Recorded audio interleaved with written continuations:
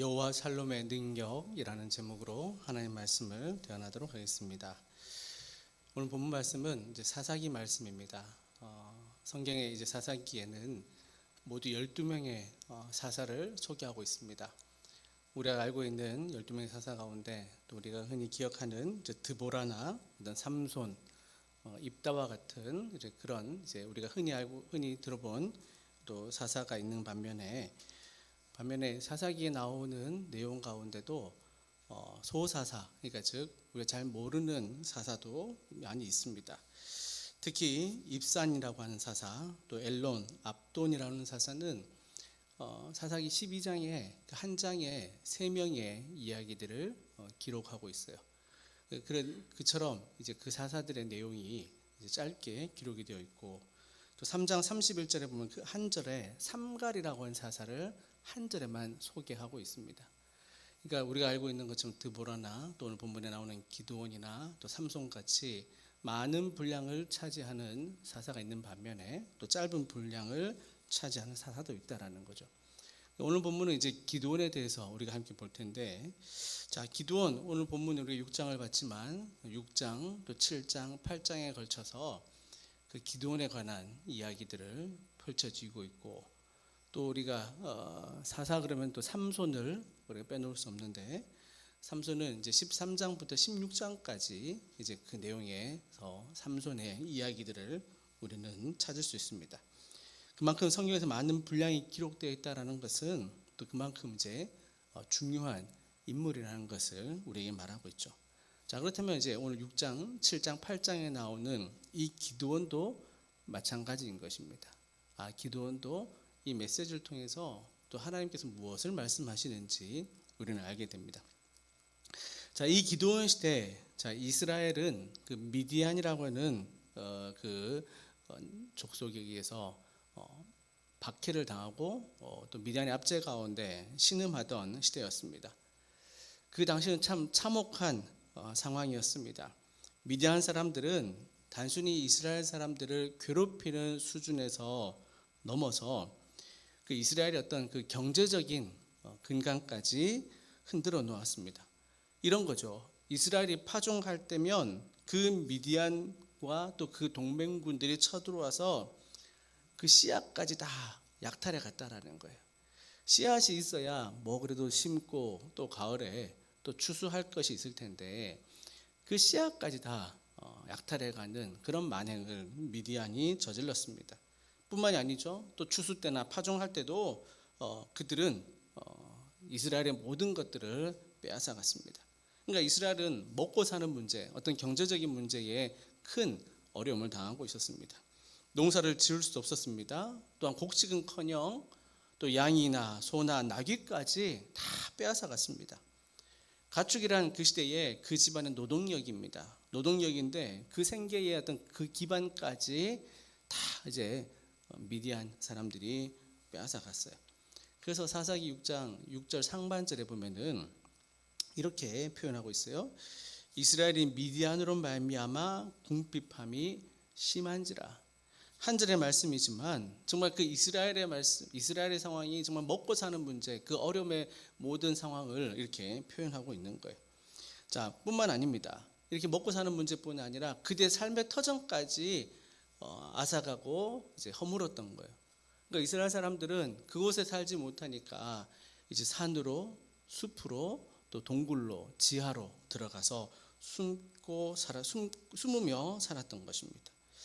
자, 하나님께서는 이제 이스라엘 백성들을 그 가나안 땅으로 인도했다라고 그들이 알고 있는데, 자, 그들은 이렇게 원망하고 불평합니다. 또 하나님 앞에 이렇게 이야기해요. 하나님, 약속의 땅으로 우리를 인도하신 것 아닙니까? 그런데 왜 우리가 지금 이러한 어려움을 겪고 살아가야 됩니까? 이러한 세월이 벌써 한 해도 아니고 두 해도 아니고 7년이라는 세월이 흘렀습니다. 자, 그런 이제 이스라엘 백성들의 안타까움을 하나님께서 들으십니다. 자, 그 절망 끝에 하나님께서 이제 일을 하시는데, 이처럼 하나님은 정말 이스라엘이 낮아지고 낮아질도록 이스라엘이 정말 봄에 뿌릴 씨앗도 없고 가을에 거둘 추수할 것도 없고 그 삶의 터전이 모든 것이 무너졌을 때 정말 하나님께서는 이제 그들 가운데 한 사람을 부릅니다. 바로 기드온이라는 사람을 사사로 세웁니다. 자, 그런데 기드온이라는 사람은 처음부터 용맹한 사람이 아니었습니다. 그는 두려움 때문에, 그러니까 기드온도 그 미디안 사람들이 무서웠던 것입니다. 그래서 무서워서 그 타작할 때 그 포도주 틀 속에서 타작했다라고 이야기해요. 자, 그렇지만 하나님은 그 기드온을 부르시면서 기드온에게 이렇게 말씀해요. 6장 12절의 말씀에 보면요, 여호와의 사자가 기드온에게 나타나 이르되 큰 용사여 여호와께서 너와 함께 계시도다.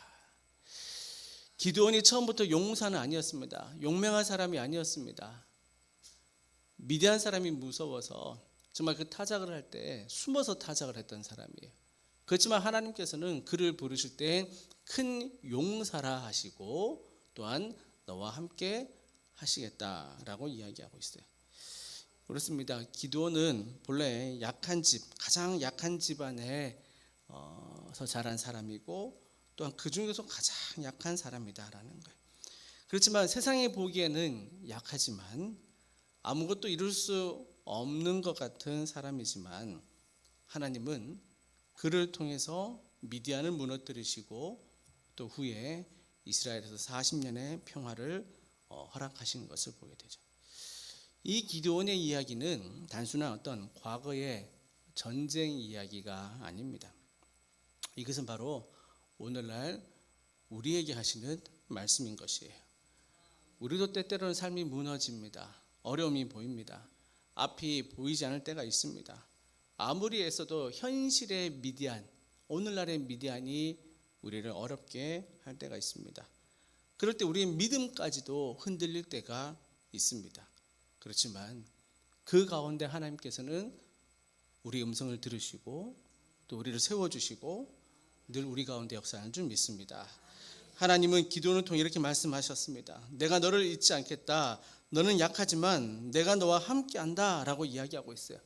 그 절망의 자리에서 손을 내밀어 주시는 것처럼 우리 가운데도 여호와의 살롬의 능력이 우리 삶 가운데 있기를 축복합니다. 그렇다면 하나님께서 먼저 자기를 찾는 자에게 하나님께서 그들의 음성을 들으시는 거예요. 오늘 6장 6절 우리 앞서 이제 상반절 읽었지만 다 같이 우리 6장 6절 처음부터 한번 읽겠습니다. 시작. 이스라엘이 미디안으로 말미암아 궁핍함이 심한지라 이에 이스라엘 자손이 여호와께 부르짖었더라. 아멘. 그동안 숨어 살았던 백성들이 더 이상 버틸 힘이 없습니다. 하나님을 찾았습니다. 자, 그리고 이제 6장 그 6절 하반절에서 보면은 이에 이스라엘 자손이 여호와께 부르짖었더라라고 이야기하고 있어요. 주님을 찾았다라는 거예요. 주님을 찾았기에 주님께서 살 길을 그들에게 열어주고 있는 것입니다. 여러분, 우리가 훗날 뒤에 나오면 알겠지만 기드온이 미디안을 무너뜨릴 수 있는 것은 자기의 능력이 아닙니다. 하나님께 주신 힘이 있었기 때문이에요. 그러니까 결국 이제 하나님께서 그들에게 승리를 허락하여 주시는데 이 사사기의 여러분 전체적인 이야기의 흐름들을 보면은 이런 것이 있죠. 정말 이 고통 가운데 이들이 이제 죄악 가운데 있다가 어려움을 당하면 다시 하나님을 찾고 또 하나님 그들에게 긍휼의 은혜를 베풀어 주시고 또 평화가 이제 머무는 것을 보게 되는데 바로 그 우리 인간의 연약한 모습을 그대로 담고 있는 게 바로 이 사사기의 모습이다라는 거예요. 여러분 어떻습니까? 이 사사기의 흐름을 보면은 첫 번째 그들의 타락이에요. 그들은 죄를 짓습니다. 하나님을 떠나 살았다라는 거예요. 그러니까 그들의 잘못은 먼저 그들의 타락에서부터 시작이 돼요. 우상을 섬겼습니다. 또 주변 민족들의 풍습을 따랐습니다. 현실의 계산을 앞섰고 말씀보다 자신들의 경험을 내세웠습니다. 그러니까 신앙이 무너질 대로 무너졌습니다. 그들이 타락하는 거예요. 여러분 이거는 그들만의 모습이 아니라 우리의 모습이 됐잖아요. 오늘 우리의 모습도 마찬가지예요. 바쁘다는 이유로 또 여러 가지 또 우리가 나의 일 때문에 또 하나님을 섬기는 일 가운데 우리가 정말 게을리한다면은 우리가 하나님을 멀리할수록 우리는 그 타락의 모습과도 동일하다라는 거예요. 이 타락 가운데 있을 때 하나님께서는 심판하시잖아요. 자, 그들을 여러 이방 민족의 손에 넘기셨어요. 그러니까 이방 민족 손에 넘겼다라는 것은 그들을 징계하시는 거예요. 심판하시는 거예요. 자, 오늘 이 기드온의 시대도 마찬가지입니다. 그들이 타락하였을 때 하나님께서는 이 미디안이라는 사람을 들어서 그들을 심판하시는 거예요. 그러니까 결국 뿌릴 씨앗도 없고 겉을 추수할 것도 없고 정말 산으로 들러 숨어 살아야 됐던 그런 모습 아닙니까?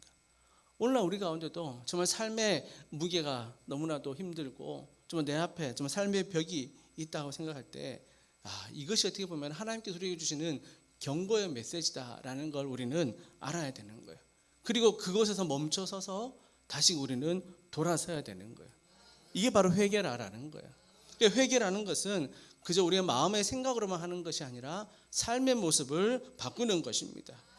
회개합니다. 그들이 다시금 회개하고 주님께 나와 부르짖고 도와달라고 외칩니다. 단순한 감정으로만 여기는 것이 아니라 삶으로서 변화를 일으키는 것이에요. 자, 그러면 하나님께서 그들을 그들에게 긍휼을 베풀어 주셔요. 그들을 구원케 하시죠. 그들을 해방케 하시는 거예요. 하나님께서 그들의 사사를 보내십니다. 사사들을 보낼 때는 다양한 사람들을 보내시는 거예요. 그 12명의 사사들의 모습이 보면은 참 다양한 사람들, 다양한 성격들이 있지 않습니까? 자, 그 사사들을 보내서 하나님의 능력을 드러내 보이는 거예요. 사사들의 능력이 있어서가 아니라 하나님의 능력을 그 사사들을 통해서 나타내시는 거예요. 그러니까 하나님께서 쓰시는 것은 그들이 완벽해서가 아니라 하나님께서 능력을 주시기 때문에 그 사사들이 하나님의 사명을 감당하게 되는 거죠. 그리고 마지막으로 이제 그 시대 평화를 하나님께 주시는 평화를 주시는 거예요. 이 기드온 시대도 마찬가지예요. 이 8장까지의 이야기에 기드온의 이야기가 나올 때 그 사건 이후로 이제 미디안을 쫓아내고 이제 40년의 평안을 허락했다라는 거예요. 여러분 이게 이 사사기 전체의 큰 이제 구조 흐름이라고 할 수 있어요. 타락으로 시작했지만 결국 하나님께서 그들을 회개케 하시고 방향을 바꿔주시고 하나님을 찾으면은 그들을 구원케 하시고 평강을 주시는 하나님의 은혜를 그들이 경험하게 되는 것이죠. 그렇다면 여러분, 하나님을 찾는다라는 게 뭘까요? 우리가 여호와를 찾는다, 하나님을 부르짖는다. 우리가 흔히 찾는다라고 하면은 영어 단어로 find라고 하는 단어를 찾을 수 있어요. 뭐 찾는다, 요건 이제 알게 된다라는 그 의미를 가지고 있어요. 그런데 오늘 이제 성경에서 나오는 이야기 찾는다, 이 영어 성경에서는 find가 아닌 구하다, 추구한다라고 하는 뜻을 가지고 있는 seek이라고 하는 단어를 사용해요.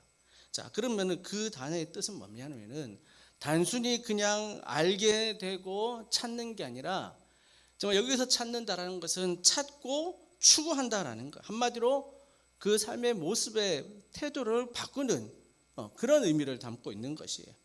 그러면 그들의 하나님께 찾는 것은 먼저 부르짖는 것, 기도하는 것이다라는 거예요. 이사야 55장 6절입니다. 너희는 여호와를 만날 만한 때에 찾으라. 가까이 계실 때에 그를 부르라라는 거예요. 하나님은 멀리 계시는 분이 아니다라는 거예요.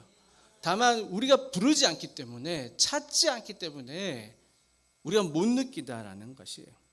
여호와를 찾는다라는 것은 우리가 여호와를 버렸기 때문이 아니라 우리가 여호와를 찾는다는 것은 우리가 여호와를 찾지 않았기 때문인 것이에요. 여호와를 찾지 않는다는 것은 하나님을 부르지 않았다라는 것입니다. 찾고자 하는 자에게는 하나님께서 응답하신다라는 거예요. 그러니까 이사야 선지자는 이 기도하라라는 의미를 그냥 종교적인 의미로 표현하는 게 아니라 정말 부르라라고 하는 의미로 표현하고 있는 거예요.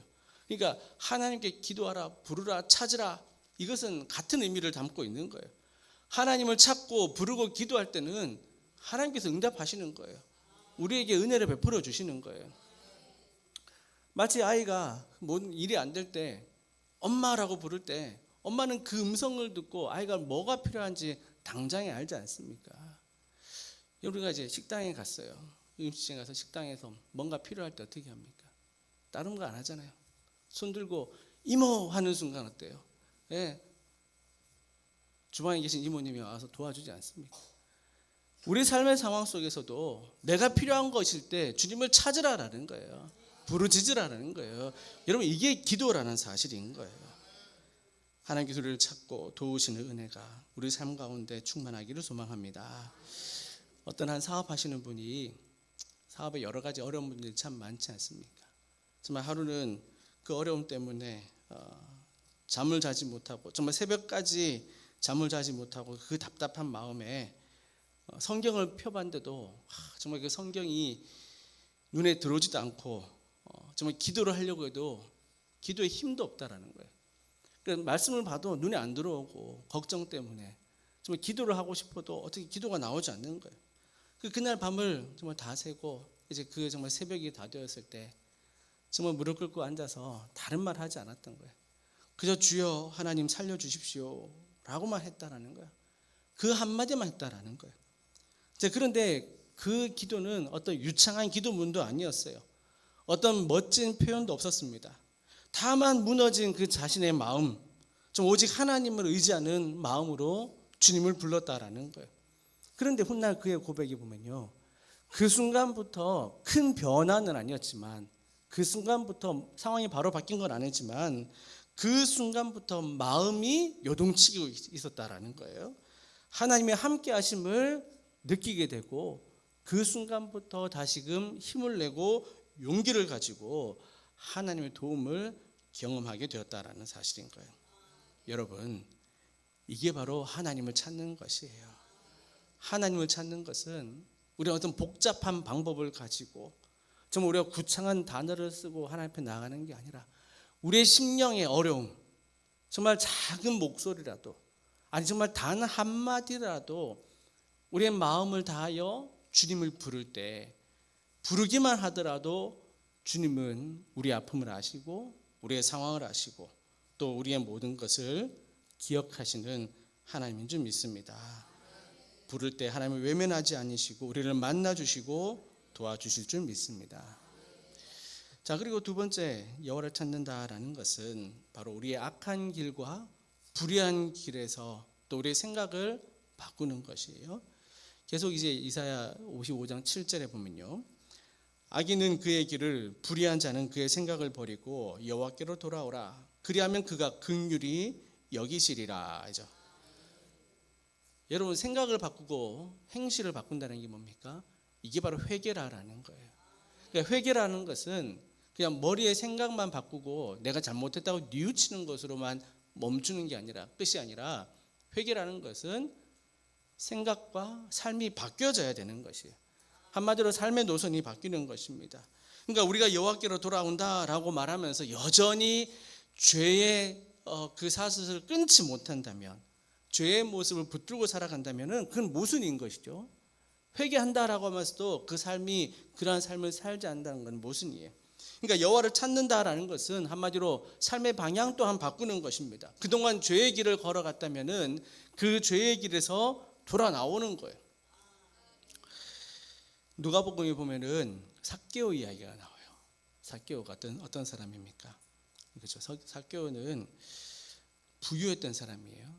부유한 사람이고 또한 그 부유함이 이제 부정한 방법으로 돈을 모은 사람이죠. 그 백성들에게 미움을 받았던 사람이에요. 그는 이제 삭개오가 예수님께서 자기 마을에 오신다는 소식을 듣고 그 이제 키가 작다고 하니까 그 많은 사람들 사이에서 예수님을 보고 싶어서 이제 돌무화과 나무에 올라가잖아요. 옛날에는 뽕나무라고 하지만, 자, 그 돌무화과 나무에 올라간 그 삭개오를 예수님께서 부르시잖아요.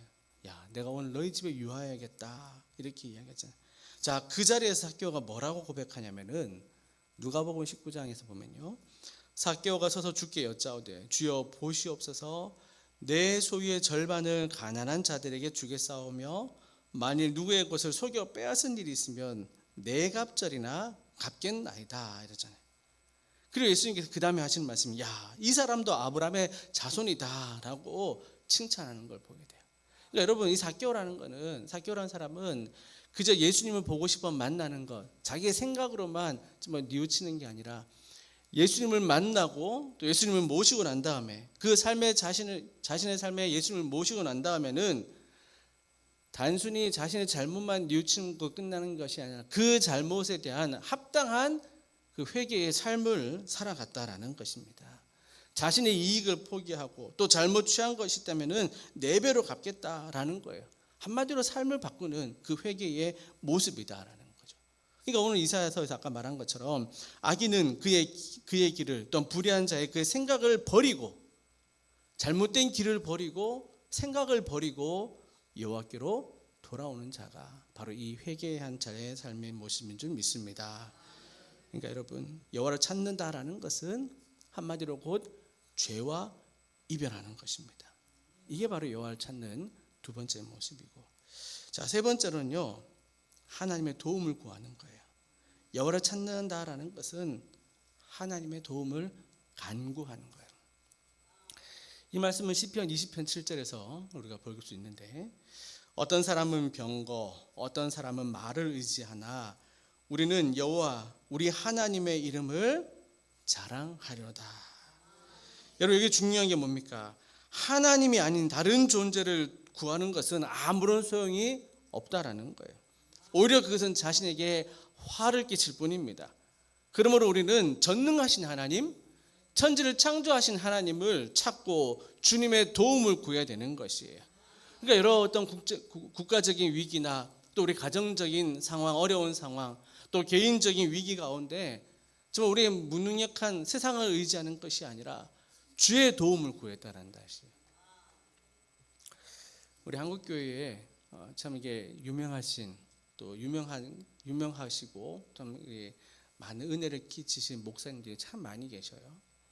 자, 물론 이제 그 가운데도 우리가 여러분 잘 아시는 한경직 목사님이라는 분이 계십니다. 한경직 목사님, 또 그 기념관이 저기 이제 속초도 이제 그 설악산 자락에 또 기념관도 세워져 있는데, 그 한경직 목사님은 우리 일제강점기 시대와 또 그 6.25 전쟁 그 시대에 극심한 혼란의 시대 속에서도 정말 우리 한국 교회의 믿음의 성도들에게 좀 인간적인 계산보다 하나님 앞에 무릎 꿇으며 또 하나님의 뜻을 구했던 목사님이 아니십니까?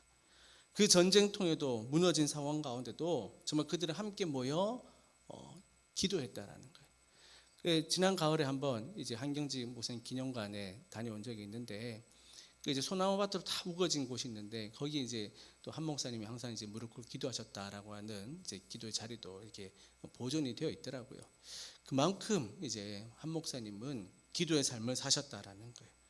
그 한국 그 전쟁 가운데 무너진 삶 가운데 정말 건물도 없고 또 경제적으로 어려운 상황 가운데 어떻게 보면 내일이 보이지 않는 가운데도 그 목사님은 늘 성도들에게 먼저 하나님 앞에 서자, 하나님의 도움을 구하자라고 늘 외쳤던 거예요.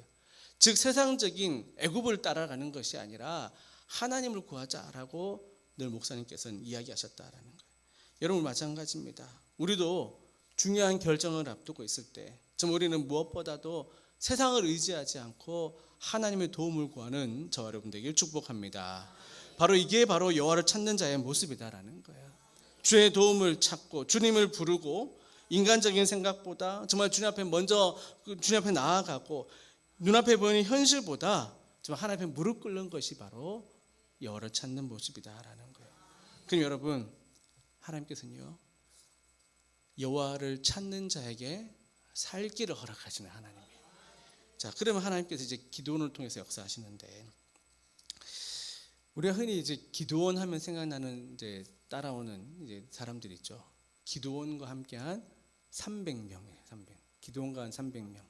근데 이 기도원과 함께한 300명 가운데 그 300명을 뭐라고 표현합니까? 용사라고 표현하세요. 용사. 예. 그러니까 기도원과 함께한 용사 300명, 300용사를 이야기해요.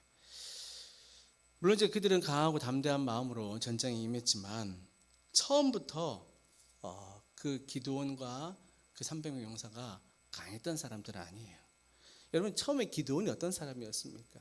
우리가 다시 이제 사사기 말씀을 보면은 6장 11절에 보면요, 여호와의 사자가 아비에스 사람 요아스에게 속한 오브라에 이르러 상수리 나무 아래 앉아 있으나 마침 요아스의 아들 기드온이 미디안 사람에게 알리지 아니하려 하여 밀을 포도주 틀에서 타작하더니 이렇게 해죠. 여러분 타작할 때 어떻게 하면 타작할 때는 밖에서 합니다. 이제 날씨 맑은 날 또 이제 편편한 곳에서 하게 되는데 이 기드온은 타작을 할 때 미디안 사람들에게 들키지 않으려고 저 구석에서 한 것도 아니고 포도주 틀 안에서 했다라는 거예요. 이 포도주 틀이 뭡니까? 우리는 이제 이 포도주 틀을 우리는 이제 크기를 상상할 수 없을 거예요. 가늠할 수 없을 거예요. 근데 여러분 이제 TV에서 나왔던 뭐 여행 관련된 TV에서 보면은 이제 그 이스라엘이나 유럽 쪽에 이제 포도주를 많이 생산하는 나라에 그 포도주 틀을 보신 적 있는지 모르겠어요. 진짜 여러분 포도주 틀이 사람의 키를 훨씬 넘어가요. 그러니까 그 높이가 한 2m, 더 큰 건 3m 정도 된다라는 거예요. 그런 원통이라는 거예요. 그러니까 그 안에서 타작을 한다라는 거예요. 근데 여러분 아까 타작을 할 때 우리는 이제 넓고 편편한 지역에서 한다 했잖아요. 포도주 틀이 뭐겠습니까?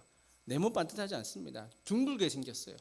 그 안에서 타작을 한다 하더라도 바로 서 있는 것도 힘들다라는 거죠. 이 기울어 있기 때문에. 그러니까 이 그 기드온이 얼마만큼 미디안 사람을 두려워했으면은 이 포도주 틀 안에서 타작을 했냐라는 거예요. 그만큼 이 마음이 미약한 사람이었다는 거죠. 자, 뿐만 아닙니다. 이 기드온은 하나님의 부르심에 늘 의심과 또 이제 그 신뢰하지 못하는 마음을 가지고 있었어요. 하나님께서는 그에게 용사여라고 했죠. 큰 용사여라고 했지만 기드온의 마음은 하나님의 말씀을 처음부터 신뢰하지 않습니다. 그래서 6장 13절에 보면요. 기드온이 그에게 대답하되 오 나의 주여 여호와께서 우리와 함께 계시면 어찌하여 이 모든 일이 우리에게 일어났나이까. 또 우리 조상들이 일찍이 우리에게 이르기를 여호와께서 우리를 애굽에서 올라가게 하신 것이 아니냐 한 그 모든 이적이 어디 있나이까. 하나님께서 그에게 큰 용사여라고 했지만 이 기드온은 하나님의 말씀을 하나님의 그 부르심을 신뢰하지 못했다라는 거예요. 그래서 그는 하나님 앞에 표징을 구합니다. 증거를 구하는 거예요. 좀 하나님 함께 하시면 무엇을 할 수 있습니까? 나한테 증거를 보여주십시오. 우리의 이 상황 애굽 땅에서 우리를 건져내 주셨는데 무슨 증거를 우리에게 보여주고 있습니까? 그러면서 이제 표징을 구하지 않습니까? 자, 그리고는 그 기드온이 염소 새끼와 무교병을 준비합니다. 자, 그리고 그 이제 그 고기와 무교병을 바위에 놓고 그 위에 국물을 붓습니다. 이제 젖은 상태인 거죠. 자, 그러자 여호와의 사자가 잡고 있던 지팡이를 끌어내밀어서 고기와 그 무교병이 되니까 바위에서 불이 나서 그것들을 다 살랐다라는 거예요. 다 사라졌다라는 거예요. 하나님께서 하시는 일이 정말 이게 무교병과 그 고기에 국물을 부었다는 건 다 젖은 상태인데 하나님의 불이 임하여 그걸 다 살랐다라는 거예요. 그만큼 하나님의 임재를 보여줬음에도 불구하고 기도는 믿지 않았는 거예요. 어떻습니까? 또 이제 표징을 구하지 않습니까? 이번에 어떤 표징 구해요? 양털에만 이슬을 맺히고 그 주변의 땅은 마르게 해달라. 그 다음날 일어났더니 어떤 일이 생겨요? 정말 그 다음날 일어났더니 양털은 이슬에 푹 젖었어요. 그렇지만 그 주변의 땅은 다 말랐다라는 거예요. 여러분 이게 되겠습니까? 요즘 이제 날씨가 추울 때 정말 서리가 내리고 이럴 때 양털을 뒀을 때 양털에만 서리가 내리고 주변 땅이 마를 수 있겠냐는 거예요. 근데 하나님 이런 표징을 보였다라는 거예요. 근데 이것도 믿지 않았다. 그는 그 다음날 또 요청을 합니다. 그 다음에 뭡니까? 양털은 마르고 그 주변은 이슬로 맺히게 해달라. 하나님께서는 그 기드온의 그 요구에 또 응해 주셨다라는 거예요. 여러분 이 정도가 되면은 기드온이 용기를 가지고 하나님 뜻을 따를 만하지만 또 그게 아니에요. 또 어떤 일이 있었습니까? 그 다음에 이제 6장 25절 26절에 보면 이런 이야기가 또 있어요. 그날 밤 여호와께서 기드온에게 이르시되 내 아버지에게 있는 숫소 곧 7년 된 둘째 숫소를 끌어오고 내 아버지에게 있는 바알의 제단을 헐며 그 곁에 아세라상을 찍고 또 이 산성 꼭대기에 내 하나님 여호와를 위하여 규례대로 한 제단을 쌓고 그 둘째 숫소를 잡아 내가 찍은 아세라 나무로 번제를 드릴지니라. 그러니까 아버지의 그 숫소를 번제물로 드리고 그 이제 바알 제단을 헐고 아세라의 그 조각상 이제 그 우상이죠. 그거를 찍어서 그거를 이제 제물을 태울 수 있는 이제 제단으로 만들어라라는 거예요. 자, 이렇게 하나님께서 말씀하실 때 이 기드온이 자 하나님 말씀에 따르긴 따르는데 그걸 언제 하냐면은 아버지도 무섭고 또 그 주변에 그 성읍 사람들이 두려우니까 낮에 못 하는 거예요. 밤에 하는 거예요. 한마디로 사람이 없을 때 하는 거예요. 미디안 사람들이 두려워서 포도주 틀에서 타작을 하고 또는 자기 성읍 사람들이 두려우니까 이제 밤에 이제 그 하나님 말씀에 따르는 거예요. 여러분 이런 이제 그 기드온의 모습이다라는 거예요. 근데 여러분 이게 6장에만 나오는 게 아니라 또 10장에 7장에도 보면은 이 기드온을 어떻게 표현하냐면요. 만일 내가 내려가기를 두려워하거든 내 부하와 함께 그 진영으로 내려가서이죠. 이 상황은 뭐냐면은 이제 미디안 진영으로 내려가라는 거예요. 정탐하러 가라라는 거예요. 근데 혼자 가기 두려우면은 너의 부하를 데리고 가라라는. 그러니까 하나님은 이 기드온이 얼마나 두려움이 많고 얼마나 겁이 많은지 아시는 거예요. 그러니까 그 부하를 데리고 오서라도 그 미디안 지역에 가서 정탐하라 이렇게 이야기하지 않습니까? 결국 이제 그 부하와 함께 미디안 지역에 내려가 가지고 미디안 사람들이 얼마나 두려워하는가라는 것을 그제서야 깨닫고 용기를 얻고 이제 그 두려움을 극복하게 되잖아요. 여러분 여기서 중요한 건 뭐냐면 여러분 하나님께서는 그러한 기드온도 선택하셨다라는 거예요. 이 두려움이 많고 겁이 많은 기드온을 선택하셔서 그를 통해서 구원의 역사를 이루셨다라는 사실인 거예요. 하나님은 이렇게 약한 자도 들어 사용하신다라는 거예요. 우리처럼 연약한 자도 하나님께서 들어 사용하신다라는 거예요. 여러분 참 우리에게 주시는 위로의 말씀이 뭐냐면 고린도 1장에서 보면 참 우리에게 주는 귀한 말씀이 있어요. 고린도 1장 26절부터 28절인데 제가 읽어드릴게요. 형제들아 너희를 부르심을 보라. 육체를 따라 지혜로운 자가 많지 아니하며 능한 자가 많지 아니하며 문볼 좋은 자가 많지 아니하도다. 그러니까 부르신 가운데 정말 자랑할 것이 많은 사람이 없다라는 거예요. 27절에서 볼게요. 그러나 하나님께서 세상에 미련한 것들을 택하사 지혜 있는 자들을 부끄럽게 하려 하시고 세상에 약한 것들을 택하사 강한 것들을 부끄럽게 하려 하시며 28절 우리 같이 읽습니다. 시작. 하나님께서 세상에 천한 것들과 멸시받는 것들과 없는 것들을 택하사 있는 것들을 폐하려 하시나니. 아멘. 여러분 그렇습니다. 하나님께서 부르시는 자 중에는 정말 우리로 하여금 정말 지혜로운 자나 능력 있는 자나 문벌 좋은 자도 많지 않다라는 거예요. 그러나 하나님은 그런 자를 들어 사용하셔서 오히려 세상의 지혜로운 자들을 부끄럽게 하신다. 그리고 또 부끄럽게 하시고 패하게 하시겠다라는 거예요. 이게 바로 하나님의 방법이라는 거예요. 패러독스라는 말이 있어요.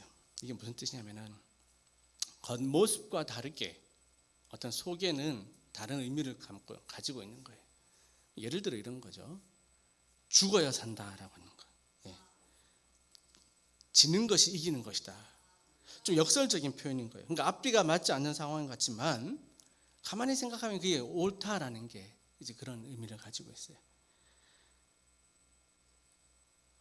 이제 미디안과 맞서 싸우는 그 기드온과 300용사 그들의 모습을 보면은 그 미디안의 숫자를 표현할 때 그 7장 12절에서 미디안과 아말렉과 동방의 모든 사람들이 골짜기에 누웠는데 뭐라고 표현하면은 메뚜기의 많은 수와 같고 그들의 낙타의 수가 많아 해변에 모래가 많은 같은지라.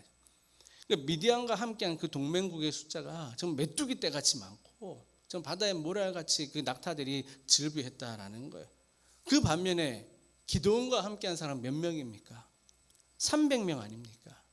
그 300명과 그 낙타 떼 또 메뚜기 같이 많은 그 군사들과 맞서야 되는 거예요. 그래서 마지막 8장 10절에서 보면요. 그 결과가 이때에 세바와 살문나가 갈고리에 있는데 동방 사람의 모든 군대 중에 칼든 자 12만 명이 죽었고 그 남은 15,000명 가량은 그들을 따라와서 거기에 있더라라는 거죠. 몇 명이 죽었다? 12만 명이 죽었다라는 거예요. 또 남은 사람이 15,000명이에요. 그러니까 13만 명이 넘었다라는 거예요. 그런데 그 미디안과 함께 한 동맹국은 13만 명이 넘는데 기드온은 몇 명이에요? 300명이에요. 단순한 숫자라고 계산했을 때 우리가 흔히 1대 10이다 많은 거죠. 1대 100이다 많은 거예요. 그렇지만 이 기드온과 함께한 사람들은 한마디로 1대 400명, 1대 500명과 함께 맞서 싸웠다라는 거예요. 그러니까 여러분, 이게 바로 하나님께서 숨겨놓은 참 어떻게 보면 패러독스 같은 이야기라는 거예요. 불가능한 일 같지만 가능하게 하시는 일이 하나님이라는 거예요. 여러분, 여기서 제가 드리고 싶은 말씀은 그거예요. 우리는 비록 약하고 미련하고 가난하지만 세상에서 볼 때는 우리가 정말 아무런 존재 없는 같이 보이지만, 그러나 우리가 복음으로 또한 믿음으로 또한 주님 주신 샬롬의 능력으로 우리가 살아갈 때에 이 기드온과 함께한 300명의 용사와 같은 이러한 역사가 우리 가운데도 일어나야 될 줄 믿습니다. 그래서 오늘 24절 본문의 이야기예요. 24절 본문 같이요. 시작. 기드온이 여호와를 위하여 거기서 제단을 쌓고 그것을 여호와 살롬이라 하였더라. 그것이 오늘까지 아비에세 사람에게 속한 오브라에 있더라. 아멘. 여러분, 여기서 중요한 건요, 지금 기드온이 여호와 살롬이라고 말하는 것은 이 미디안 사람들을 물리치고 난 다음에 이야기한 게 아니에요. 아직 두려움과 걱정과 정말 하나님을 신뢰하지 못한 가운데도 여호와 살롬이라고 외쳤을 때 그때 하나님께서는 그에게 용기를 더해 주시고 그 뒤에 일어나는 기적을 허락한 줄 믿습니다. 사랑하는 여러분, 바로 여호와 살롬의 은혜, 번역하면 하나님은 평강이시다라는 거 아니에요. 오늘 성경은 여호와 살롬이라고 되어 있어요. 우리가 하는 샬롬 같은 의미예요. 여호와 샬롬의 하나님의 은혜. 그 하나님의 은혜는 바로 우리로 하여금 우리 모든 삶을 번영케 하시고 조화롭게 하시고 안정케 하시고 단순한 평화가 아니라 영원한 평화를 우리에게 주시는 은혜인 줄 믿으시기 바랍니다. 예수님께서도 부활하시고 처음 제자들에게 말씀하신 게 뭐예요? 너희들에게 평강이 있을지어다 라고 하시잖아요. 사랑하는 여러분, 오늘도 우리가 주의 이름을 부를 때, 여호와 샬롬의 이름을 부를 때 바로 여호와 샬롬의 능력이 우리 삶 가운데 비록 연약해 보이는 우리의 삶이라 할지라도 하나님 주신 능력으로 세상을 이기는 저와 여러분 되기를 주님의 이름으로 축원합니다. 기도하겠습니다.